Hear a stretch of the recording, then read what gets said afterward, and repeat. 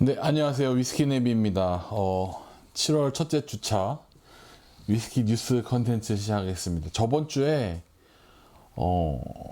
좀 바쁜 일이 좀 있었는데, 아무튼 그것도 그건데, 사실 대본을 제가 통상 이제 일요일부터 월요일까지 이제 자료를 모으고, 이제 화요일날 대략적인 그냥 대본을 좀 틈틈이 쓰고, 화요일날 저녁에 방송을 찍고 난 다음에 이제 그걸 수요일날 나가는 식으로 진행을 해왔는데, 저번 주에 아무리 뒤져도 자료가 거의 없는 거예요. 그래서 도저히 나올 게 없어서 뭘 할까 고민하다 그냥 넘어간 것도 있습니다. 이번 주도 없어요. 이 아일라 페스티벌 끝나니까 갑자기 뭐가 사라진 것처럼 이렇게 쫙 사라졌습니다. 그래서 일단 최대한 좀 내용을 담아보려고 노력을 했으니까, 네, 좀 내용이 별로 없어도 양해를 부탁드립니다. 첫 번째 소식은 이제 분화벤 요 신형 보틀이 나온다고 합니다. 이게 10년짜리래요. 일단은 이게 발음이 되게 애매한데, 이게 일단은 운오크라고 읽는답니다. 도저히 저는 이 게일어 읽는 방법을 모르겠어서 뭐 그렇다니까, 네, 그런 줄 알고 있습니다. 네, 아무튼 이게 뜻은 이제 유니온이라는 뜻으로, 네, 사용한다고 합니다. 그리고 웨어하우스 9 보틀, 그러니까 이게 그 아일라에 보면 이제 요런 그 자기네들 웨어하우스를 이제 대표적인 웨어하우스를 브랜드화해서 사용하는 곳 중에 하나죠. 이 보모의 넘버원 볼트가 있고, 그다음에 웨어하우스 9도 있고, 뭐 이렇게 해서 그 외에 다른 데도 있긴 합니다만, 아무튼 이 웨어하우스 9 보틀이란 얘기는 나름 신경 썼다라는 의미로 그냥 약간 마케팅적인 용어지만 받아들이시면 될 것 같고, 일단 10년의 쉐리 캐스크와 그 다음에 포트 피니쉬를 한 배럴의 조합으로 이루어졌다고 합니다. 56.2도인데 수량은 알 수가 없는데 일단 캐스크 2개로 지금 얘기가 나오는 것 같아서 한 뭐 적어도 300병에서 한 800병, 많게는 글쎄요, 뭐 정말 많게 나왔다 그러면 1000병까지 나올 수도 있을 것 같네요. 근데 발매 시기는 미정이긴 합니다만 일단 보틀링은 4월 21일 날 테이프아웃은 한 걸로 되어 있습니다. 네, 다음은 글램피딕 20년. 요게 조금 흥미로운 콜라보 제품입니다. 미스터 포터라는, 이 우리나라에도 있습니다. 이 우리나라에도 있는 그 라이프 스타일 매거진과 콜라보를 하고, 아마 이게 미국에서만 발매가 되는 것 같아요. 그 미스터 포터 여기 보시면 이제 한국어판도 있죠. 요런 그런 매거진이라고 합니다. 일단은 뭐 캐스크 정보는 없고 48도인 것만 지금 확인이 가능하고요. 그 다음에 1500병 정도 생산을 한다고 합니다. 글램피딕이 이런 거는 또 새로운 시도를 또 하네요. 아마 그 예전에 뭐지, 그 되게 유명한 거 있잖아요. 라가블린 오포맨 같은 그런 콜라보들이 슬슬 나오는 게 아닌가, 네, 싶습니다. 네, 다음은 요거 기다리시는 분들 많을 것 같은데, 일단 글렌드로냐 그랜저 배치 11번이 나온다고 합니다. 28년 숙성에 111병 생산되고 48.9도, 그리고 올로로소 쉐리 캐스크라고 합니다.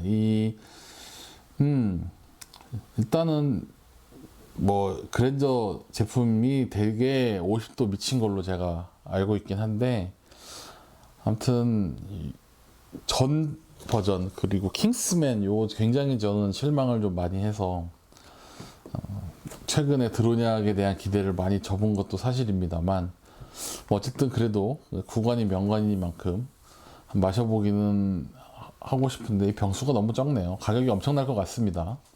일단 발매 가격은 저도 미정이긴 합니다만, 일단 통상 봤을 때는 뭐 당연히 100만 원은 넘어가겠죠. 네, 다음은 이제 이제 울프 크레이그 증류소, 아직 지어지지도 않았습니다. 지어지지도 않았는데 이 증류소가 굉장히 화제가 된 적이 있습니다. 이게 그 나름 그 스코틀랜드의 거장 둘이 만나서 기획하고 있는 증류소이기 때문인데요. 원래 그 제가 예전에 뭐 강의나 이런 데서도 말씀드렸던 이안 맥밀리언, 이제 전 블라드녹 그 마스터 디스틸러고, 그 다음에 그 전에는 디스틸 그룹에서 증류 책임자로 계셨었고, 최근에 그 넌칠 필터링과 46도의 붐을 만든 장본인입니다. 그리고 화이트앤맥케이의 리처드 패터슨, 이거 영상 굉장히 많이 돌아다니는 그 코수염 나신 그분이 함께 계획한 증류소입니다. 이 증류소가 뭐 스털링에 있는, 스코틀랜드 스털링에 있는 크레이그 포스에 이제 위치하겠다라고 합니다. 이 크레이그 포스가 어디냐면 여기 있습니다. 되게 그냥 에든버러랑 글래스고 중간쯤에 있는 위치라고 보시면 되고, 여기 막 성도 멋있는 게 있고 막 그래서 뭐 지방 관광청이랑 그 지방 업체들 연계로 해서 뭐 호텔과 레스토랑 등등을 뭐 이렇게 진행하려고 한다고 하네요. 아무튼 이 증류소는 규모는 크지 않습니다. 한 150만 리터 정도 생산 예상 중이라고 하니까 뭐 지금 뭐 이제 부지 선정했으니까 뭐 실제 위스키 나올려면 한 5, 6년 이상은 걸릴 것 같습니다. 네. 다음은 이제 글렌캐런, 우리 이제 시음잔으로 많이 쓰는 글렌캐런의 40주년 피펫이 나온다고 합니다. 이게 이제 그거죠. 그 우리가 위스키를 마실 때 좀 풀어 먹기 위해서 물을 넣는 그런 도구인데 1ml를 정확하게 넣을 수 있는 피펫.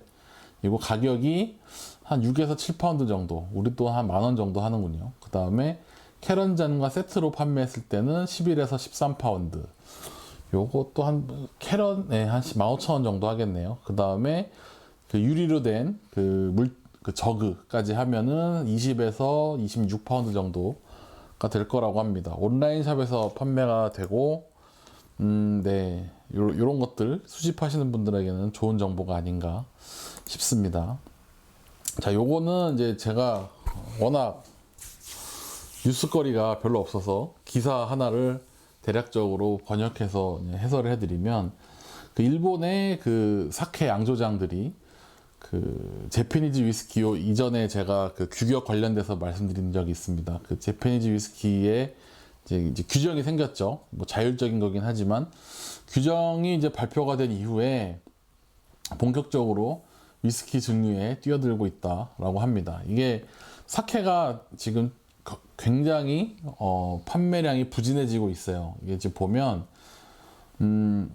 일단 생산했다라고 얘기하는 이제 과세 신고 기준의 생산량이 2001년에 거의 10만 리터 가까이 9,500만 리터를 생산을 했는데 2019년 코로나 오기 전에 4,500만 리터로 절반으로 감소했습니다.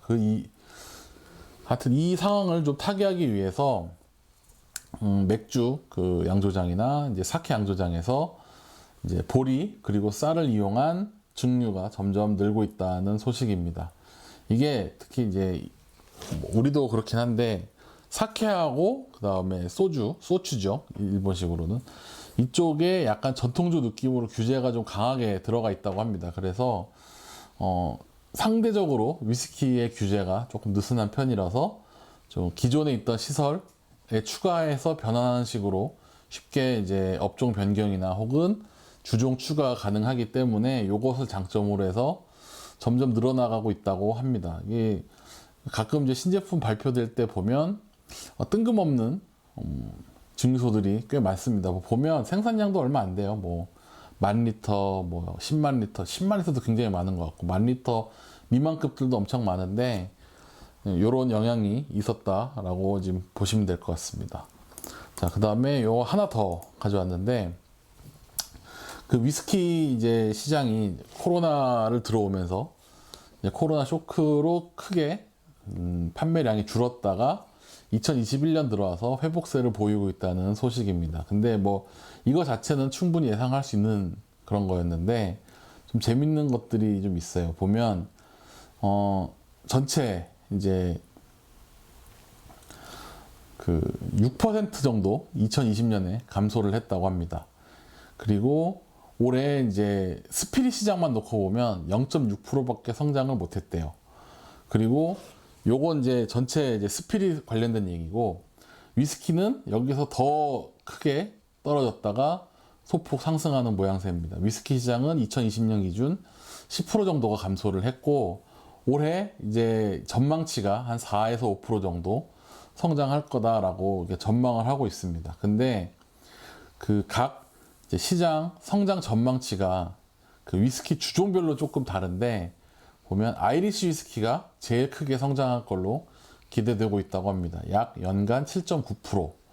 그리고 일본 위스키가 6%, 그리고 버번을 포함한 미국 위스키가 5.1%에 비해서 스카치가 3.8% 성장을 예상한다고 합니다. 그러니까 상대적으로 10% 떨어졌다가 이제 3.8% 회복을 했다고 하면 다시 원상복구되는데 적어도 2, 3년은 걸린다는 얘기죠.